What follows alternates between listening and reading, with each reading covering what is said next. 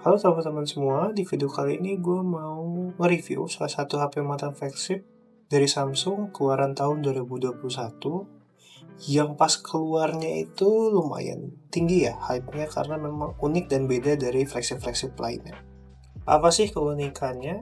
Ya, seperti yang lo lihat ini adalah HP foldable atau tepatnya Galaxy Z Flip 3 yang sekarang harga pasarannya itu cukup menarik, ada di kisaran 5 jutaan. Dan di video kali ini gue akan bahas gimana sih impresinya menggunakan HP ini di tahun 2024 dan apakah HP ini masih worth it untuk kalian beli. So, sedikit insight ya, pas HP ini baru datang gue lakuin unboxing ya, kardusnya tipis karena memang isinya cuma unit dan kabel adaptornya aja. Sekarang udah pakai konsep-konsep kekinian kayak Apple lah yang nggak mau kasih charger di unit pembeliannya dengan alasan ramah lingkungan. Untuk desain belakangnya sendiri, menurut gue sebenarnya flat ya, nggak ada yang spesial. Tapi kalau lu lipat HP-nya, disitulah kelihatan kalau memang desainnya ini proporsional, pas banget, kecil, simple tapi enak dilihat. Untuk material backdoornya dia udah pakai Gorilla Glass Victus berfinishing matte yang sebenarnya gue nggak terlalu suka dengan gaya finishing seperti ini. Karena di varian warna lain, contohnya di warna hijau ini, dia finishingnya glossy ya, jadi kelihatan lebih mewah dan elegan. Meskipun dengan finishing matte, si Galaxy Z Flip 3-nya ini tuh jadi nggak gampang kotor karena sidik jari juga nggak gampang nempel. Ya, tapi untuk warna itu preferensi masing-masing lah. Urusan display biasa, flagship Samsung dia udah pakai panel Dynamic AMOLED berukuran 6,7 inch dengan resolusi 1080x2640 pixel. Layarnya juga udah super refresh rate 120Hz dan juga SDR10. Untuk kualitas layarnya udah nggak perlu dibahas lagi lah, Samsung juara. Dan layar foldable ini juga kasih kelebihan lain. Misal, kalau lo mau nonton YouTube atau film sambil makan, tinggal lu lipat setengah aja HP-nya, lu udah nggak perlu lagi ngada-ngada untuk nonton. Atau kalau misalnya lagi nggak pakai casing, lu tekuk aja sedikit HP-nya, udah dah, dia bisa berdiri, jadi lu nggak perlu lagi pakai stand HP. Selain layarnya yang bagus, speaker di HP ini juga bagus banget. Berbeda dengan tipikal smartphone pada umumnya yang vokal atau treble-nya terlalu tinggi sehingga kesannya cempreng, di HP ini tuh tuningannya balance banget. Bassnya dapat, vokalnya ngena, pokoknya enak banget lah buat didengar. Ditambah di HP ini juga udah ada Dolby Atmos ya, jadi output keluaran suaranya pun jadi lebih bagus lagi. Untuk kualitas speakernya lu bisa cek di footage berikut ini.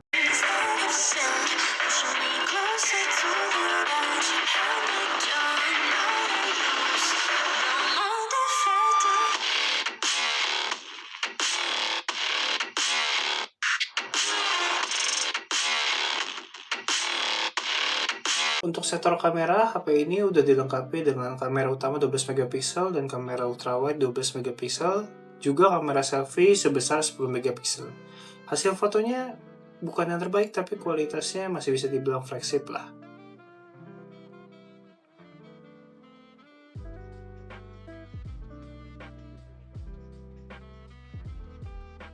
Di sektor performa, HP ini udah pakai Snapdragon 888 dengan RAM 8GB dan internal 128GB. Kita coba tes sintetis, dimulai dari Geekbench, ini single core ada di 1514 dan multicore di 3815, yang mana skor ini cukup tinggi. Kalau kita mau compare, single core-nya ini setara dengan mepet-mepet lah, Snapdragon 8 Gen 1. Dan kalau multicore kita compare lagi, ternyata juga hasilnya sama, mepet dengan Snapdragon 8 Gen 1. Jadi, chipset Snapdragon 888 yang ada di Z Flip 3 ini sebenarnya memang punya potensi. Untuk hasil tes Antutunya sendiri, dia ada di angka 818 ribuan ya, yang mana ini cukup besar untuk ukuran Snapdragon 888 yang biasanya ada di 700 ribuan. Kalau kita bedah lagi, CPU dan GPU-nya juga skornya besar ya, cukup besar, tapi yang perlu digarisbawahi di sini adalah kenaikan suhunya ya. Dari satu kali tes itu naik suhunya di 5,4 derajat, dan baterainya yang paling parah, berkurang 12%. Satu kali tes untuk Antutu benchmark itu paling makan sekitar 20-30 menitan. Dan hasil ini jadi gambaran buat kita kalau HP ini dipakai untuk ngerjain kerja-kerja berat, tes-tes berat, ya baterainya nggak akan kuat untuk menopang. Untuk kuat live stress testnya sebenarnya skornya cukup tinggi ya, ada di 5498 highest-nya. Tapi seperti yang gue mention tadi, karena suhunya terlalu cepat naik, dia throttling. Di loop pertama oke, di loop kedua turun 1000 poin, di loop ketiga udah masuk di 3000-an, dan seterusnya sampai loop ke-20 itu stuck di 3000-an. Jadi lo bisa bayangin dalam satu kali pengetesan saja sekitar 30 menit juga ya, ini kehilangan skor 2000. Jadi lu jangan expect bisa main game atau ngejalanin kerja-kerja berat dengan performa yang tetap kencang dan stabil di HP ini, karena memang CPU-nya throttling banget. Ya hal ini wajar lah ya, karena memang sistem coolingnya tidak akan bisa sebagus HP-HP konvensional pada umumnya. Untuk performa gamingnya gimana? Tes COD di settingan very high, frame rate-nya di max. Oke, stabil ya, hangat-hangat biasa lah, masih bisa dikompromi. Sangat stabil, mungkin di kisaran 50-60 fps, tapi baterainya ini yang parah. Dari 76% berkurang menjadi 61%. Dalam 30 menit aja ya, jadi 30 menit tuh udah 15% berkurang. Lanjut ke PUBG ya, dengan settingan smooth extreme. Untuk settingan 90 fps dia belum ada. Lancar, tapi di kisaran 10-15 menit ada penurunan fps, mungkin di kisaran 40-an. Jadi masih oke lah. Tapi memang ini lebih panas daripada COD, jadi gue saranin lu pakai cooler kalau bisa. Dan baterainya juga sama parahnya, berkurang 14% dalam satu match 30 menit main. Untuk game terakhir yang gue tes ini ada Wreckfest ya, salah satu game portingan PS4 dan PS5, jadi cukup berat. Settingannya ada di high 60 fps, ya lu bisa lihat cukup lancar meskipun kadang agak sedikit patah-patah, tapi ini masih lebih mending sih daripada PUBG. Nah, gue hampir lupa nih cover screen-nya ya. Jadi ini cover screen fungsinya sebenarnya banyak ya. Jadi bukan cuma buat lihat notifikasi, tapi juga bisa lu pakai buat kontrol musik, kontrol alarm, terus juga nyalain stopwatch, dan juga ngecek kalender. Meskipun sebenarnya ada beberapa widget lain yang bisa lu tambahin kayak waiter, kemudian voice recorder, dan sebagainya. Dan juga kalau mengulik sedikit lagi nih, ada fitur unik yang bisa ditambahin lagi di HP ini di cover screen-nya, yaitu nonton YouTube atau Netflix ya. Meskipun memang layarnya kekecilan sih sebenarnya, tapi kalau misalnya lu nonton video yang nggak perlu pakai subtitle, layarnya cukup kok, dan kualitasnya juga nggak kalah bagus sama yang layar utamanya. Dan sektor terakhir yaitu baterai, yang jadi sektor paling mengecewakan di HP ini, dimana baterainya cuma 3300 mAh dan hanya support fast charging 15 watt.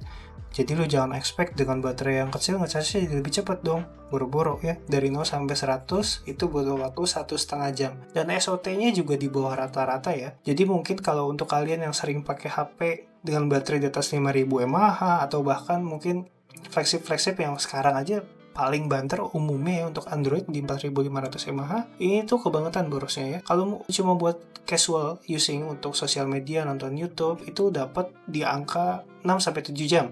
Tapi kalau lu campur-campur sedikit sama main game, lu paling banter di angka 4,5 sampai 5,5 jam. Dan kalau lu push lagi full main game, paling dapat di angka 2,5 sampai 3,5 jam. Jadi memang baterai ini jadi salah satu hal yang paling fatal di HP ini.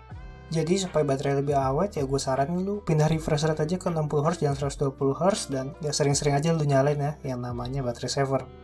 So conclusionnya nih, Z Flip 3 masih sangat reasonable untuk kalian beli di awal tahun 2024. Terlepas dari segala kekurangannya yang udah gue jelasin tadi, Flip 3 ini adalah HP foldable termurah di pasar second yang masih dapat support update OS atau security patch dari Samsung.